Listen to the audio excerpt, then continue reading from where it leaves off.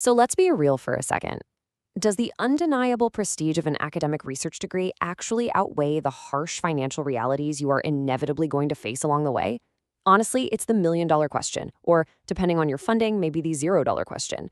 Today, we're breaking down the exact numbers, looking at global funding traps, and evaluating the ultimate career payouts to see if this path is actually worth it. Okay, let's dive right into this. Welcome to our explainer on the Master of Philosophy, or as it's commonly known, the MPhil.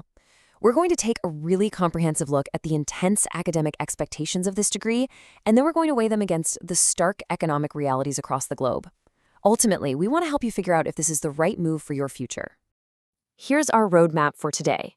First, we'll define what an MPhil actually is. Then, we'll compare it to the MSc and the PhD. After that, we'll map out the global funding landscape, run a pretty harsh financial reality check, and wrap up by looking at your actual career outcomes. Let's get to it. Starting with Section 1, what exactly is an MPhil? And what is the reality of a research-heavy master's? So the term MPhil actually comes from the Latin word philosopha, which translates beautifully to lover of wisdom. Sounds pretty romantic, right? But practically speaking, the MPhil is a highly unique 2-year academic beast. Unlike a standard master's where you're sitting safely in a lecture hall taking multiple choice exams, the MPhil is based almost entirely on pure, liberated research. You are really out there on your own. You're tasked with independent data collection, deep analysis, and ultimately, creating a massive original thesis. It is a huge undertaking of academic independence. Moving on to Section 2. Let's map out the academic differences and see exactly how the MPhil compares to an MSc and a PhD. If you're trying to decide between master's degrees, you really have to look at the structural differences. A Master of Science, or MSc, is typically a 1-year sprint. It's highly structured, coursework and exam-based, and it's heavily focused on getting you straight into an industry job. The MPhil, on the other hand, takes 2 full years. It trades all those predictable exams for pure research. It acts as an academic bridge, designed specifically for students who want to conduct field-level data collection and deep investigative work. But how does it stack up against a PhD? Well, the MPhil is incredibly respected, but it's often viewed as a prerequisite or sort of a training step, and MPhil results in a shorter treatise with a much more limited scope. A PhD, the Doctor of Philosophy, is a 4-plus-year commitment, resulting in an extensive, highly original dissertation. It is the supreme academic honor.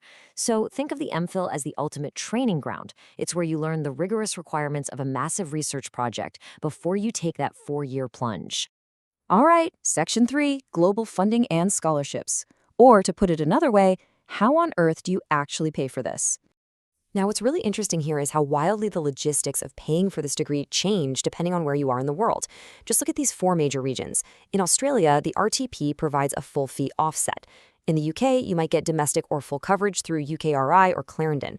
Jump over to Canada, and surprisingly, there is absolutely 0 tuition coverage built in. Your fees are deducted straight from your stipend.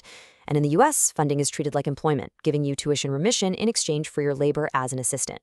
Let's dig a bit deeper into the Commonwealth options. Australia's RTP is incredibly structured. It offers that full tuition offset plus a tax-free living stipend for up to 2 years.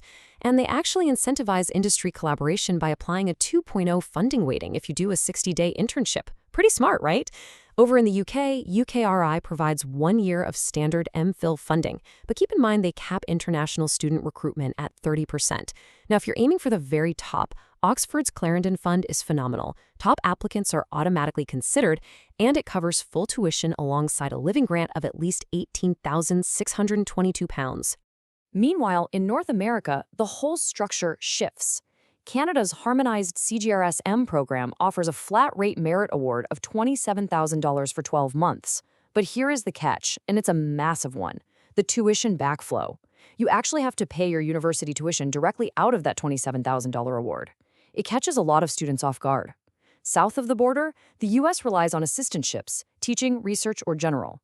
These provide tuition remission and a salaried wage, but you are contractually limited to 20 hours of service work per week, meaning you're essentially a part-time employee while trying to study full-time. Which brings us to Section 4, the financial reality check. It's time to navigate the living wage gap. Because let's face it, academic prestige is wonderful, but it literally doesn't pay the rent. Let's look at the actual math, and this number is just staggering. Based on recent data, domestic Canadian students fall almost $10,000, specifically $9,584, short of the low-income cutoff after paying their tuition out of their stipend. You are essentially paying for the privilege of working full-time on your own research.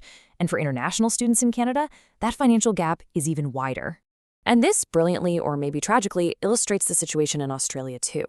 The RTP scholarship is a fantastic program on paper, but the 2025 base stipend sits at $33,511. Now compare that to the recognized Henderson poverty line of $34,357 and the tax-adjusted equivalent of the national minimum wage at $42,920. You can clearly see that the base academic funding actually falls below the poverty line.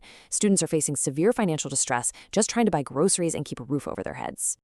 In the U.S., this financial strain takes a totally different form. The assistantship model provides a wage and covers your tuition, sure, but you are legally capped at working 20 hours a week for the university. This creates a really tough dilemma. The hours you spend working to earn your basic stipend compete directly with the time you desperately need to finish your actual research thesis. Plus, for international students on F1 visas, federal immigration regulations strictly enforce this 20-hour cap. You literally cannot legally take on additional jobs to supplement your income, even if the cost of living in your city suddenly spikes. Finally, Section 5, Career Outcomes and Value. Let's weigh academia against the corporate world. So, what does all this financial sacrifice actually buy you in the job market?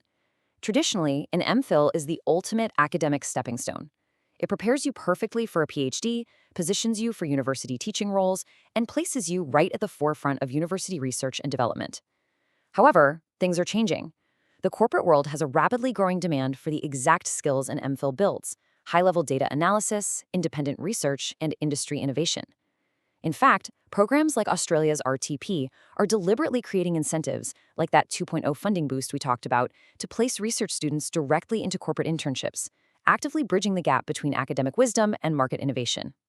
Which brings us to our final and definitely most important question.